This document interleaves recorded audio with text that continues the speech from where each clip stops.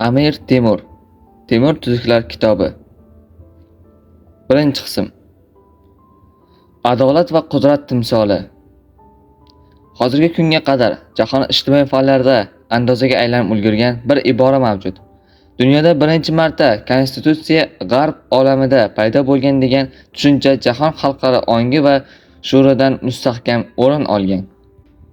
Biz esa tarixiy adolat va haqiqatni tiklash uchun albatta rad qilib bo'lmas dalillar, ilmiy tarixiy manbalar asosida nur g'arbdan emas, sharqdan taraladi g'oyasiga tayangan holda 2017-yilda chop etilgan Amir Temur Adolat va qudrat timsoli kitobimizda sohib Qur'on hazratlarining tuzuklari tom ma'nodagi ilk o'rta asrlar davri konstitutsiyasi ekanligini har jihatdan isbotlab berishga intildik.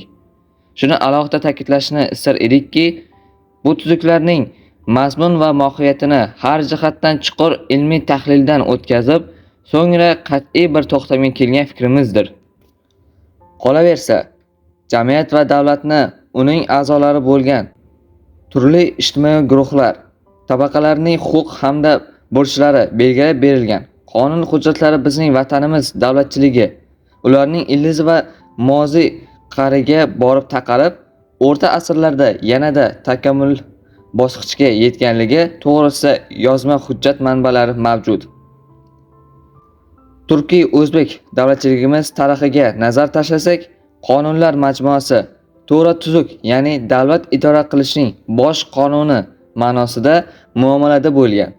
Iste'moldagi izohli huquqiy ma'noga ko'ra to'g'ri tuzuk, urf-odat, tartib, qonun-qoida ma'nolarga ega bo'lsa, zamonaviy talqinda esa ma'nosi sinonim ko'rinishda kodeks, doktrina va ularning mujassam konstitutsiya atamasi o'z ifodasini topadi.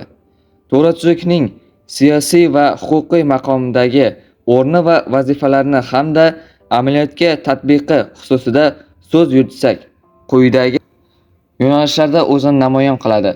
To'g'ri tuzuk u podshoh, hukmdorning siyosiy faoliyatiga doir tarjimai holi, siyosiy faoliyatlari, ularning davlatni boshqarishda amalga qo'ndirilgan qonun-qoidalari, xalq va jamiyat oldidagi haq-huquqlari, turmushi, axloq-odobi, davlatni adolat tamoyiliga asosan boshqarishi, turli mansab egalariga beriladigan huquqlar, ularning burchlari, huquq va burchlarining qonun doirasida qat'iy belgilab qo'yilishi, vazifalari, xalq bilan muomala munosabatlari, xayr-saxovatga doir ezgu ishlari, davlat amaldorlari va fuqarolarning xizmatlariga yarasha ularni taqdirlash masalalari, soliq, harbiy xizmat, jazo berish, mamlakat tinchligi va urush sharoitidagi holatlar va murakkab vaziyatlardagi chora-tadbirlarga doir qonun-qoidalarning majmuasidan iborat oliy huquqiy hujjatdir. Bu hujjat yoki qonunlar majmuasi o'rta asrlar davlatchiligi tarixida turli nomlarga ega bo'lib, davlat va jamiyatni boshqarishda muhim o'rin tutgan. Tuzuklarning nomlanishi Turk xoqonligi davrida qonunnoma hukmdorlar uchun davlatni idora qilishda Yusuf Xoshojibning Qatatg'u bilig'i, Amir Temurning tuzuklari, Boburning tuzuki Boburiy va boshqalar shunday tarzda yuritilib kelingan. Shular orasida Amir Temurning tuzuklari eng mukammal qonun-qoidalar va huquqiy hujjatlar to'plami edi. Temur tuzuklari davrining barcha ijtimoiy jihatlarini o'zida to'laqonli ifoda qilishi, xalqparvarligi, saltanat boshqaruvining har jihatdan adolatli tarzda yo'lga qo'yilishi bois butun dunyoga timsol bo'lgan.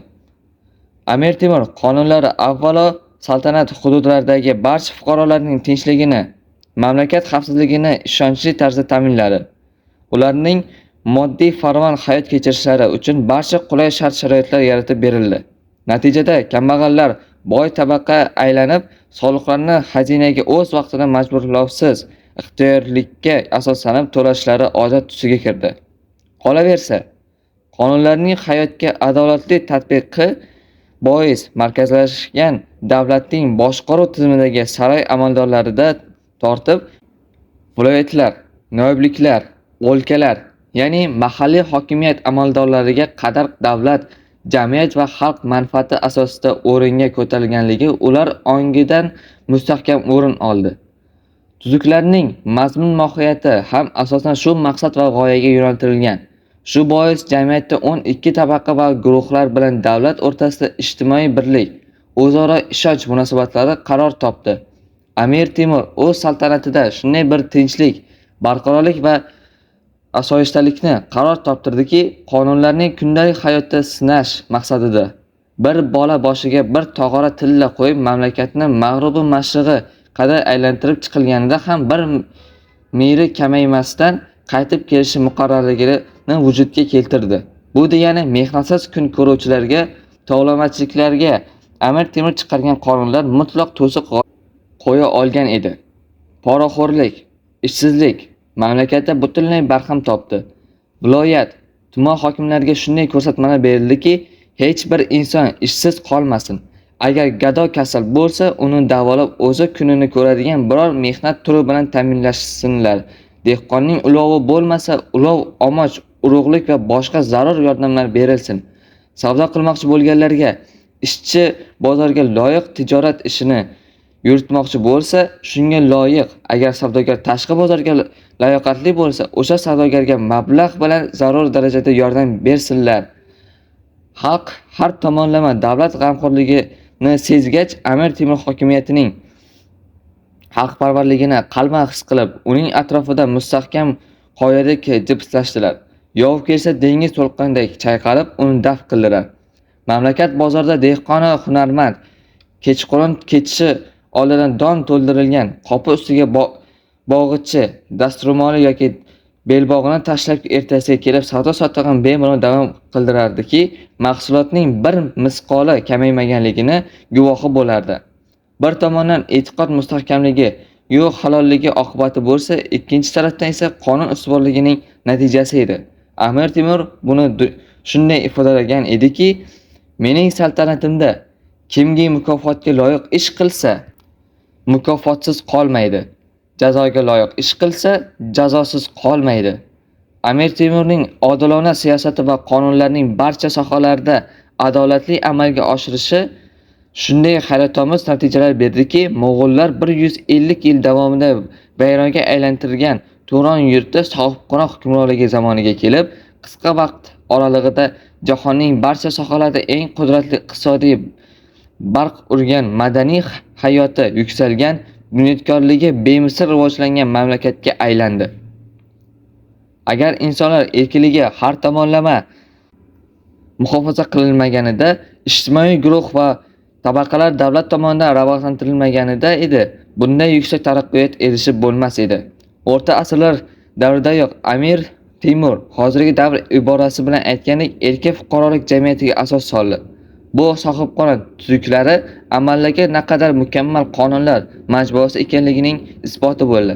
Ushbu fikrlarimizning haqiqat ekanligini ta'kidlash uchun jahon e'tirofiga sazovor taniqli olimlarning Amir Temur chiqargan qonunlarga bergan baholaridan ayrim iqtiboslar keltiramiz. Chunonchi mashhur rus sharqshunosi, tarixchi olimi Logofet shunday deydi: Tuzuklar o'rta asrlar davrining mukammal konstitutsion hujjatidir. Amir Temur tomonidan yaratilgan konstitutsion kodekslar Turkistonda Yevropadan 500-600 yillar avval vujudga kelgan edi. Hind sharqshunosi olimi Satish Chandra esa uning fikrlarini yanada rivojlantirib shunday degan edi: Amir Temur amalga oshirgan ishlardan biri erkin va sivilizatsiya instituti sifatidagi davlatchilik g'oyasini himoyalash va taraqqiy toptirishi bo'ldi. Bu shaxs erkinligi ta'minlanib, davlat va jamiyatning muvozanatli taraqqiyotiga asos solingan deganidir. Sohibqiron Amir Temurning zamondoshi bo'lgan muarrix Muiniddin Natanzi sohibqiron shaxsi, davlatni boshqarishdagi adolatpeshaligi, qonunlarning mukammalligi va amaliyotdagi natijalari to'g'risida shunday yozgan edi: Adolat o'rnatish va qonunlarni saltanat hayotiga tatbiq etishda Amir Temur shunday g'ayrat ko'rsatdiki, uning salovatini fil pashshaga tavozi qilardi. Bani bashar o'rtasida birdamlik va tinchlik rasmiy mustahkam barqaror qildi va yurtda adovat va husumat butunlay oradan ko'tarildi. Zo'ravon, zulmkorliklarning panja va tirnoqlarini qisqa qildi. shuningdek adolatning kamoloti jihatidan sohibqiron barcha zamonlardagi hukmdorlardan ustun edi. Amir Temurning adolatli qonunlar chiqarishdan jahon hukmdorlariga andoza bo'ladigan mavqeini egallaganini jahonning yetuk olimlaridan Jon Lokning ushbu qimmatli ilmiy bahosidan ham ko'rishimiz mumkin. Amir Temur chiqargan qonunlar avvalo barcha tabaqalar tinchligi, farovonligi, eng muhimi har bir insonning tashabbus va qobiliyatlarini ro'yobga chiqarishga xizmat qilishi bilan ahamiyatli edi. Jahonga taniqli olimlarning ilmiy baho va xulosalari shuni tasdiqlaydiki, faqat adolatli qonunlar bilan boshqarilgan davlat va jamiyatdagina shunday jahon shumul yutuqlarga erishish mumkin. Xulosa shuki, buyuk ajdodlarimizga munosib vorislar bo'lish uchun ularning jahon shumul ishlarini davom qildirib, hozirgi yoshlarimiz o'z iste'dodi va qobiliyatlarini siyosiy va iqtisodiy, ma'naviy, madaniy va harbiy sohalarda yoshlik shijoatlarini safarbar qilib, vatan qudratini yuksaltirishlari hamda jahon e'tirofiga sazovor maqomdagi ezgu ishlarni amalga oshirishga jiddiy jahd qilishlari talab etiladi. Kitob yozuvchisi Jumoboy Rahimov, O'zbekiston Respublikasi Milliy gvardiyasi Harbiy texnik instituti gumanitar ijtimoiy fanlar kafedrasi dotsenti, temurshunos olim. Ovozlashtirdi Qobilov Javohir.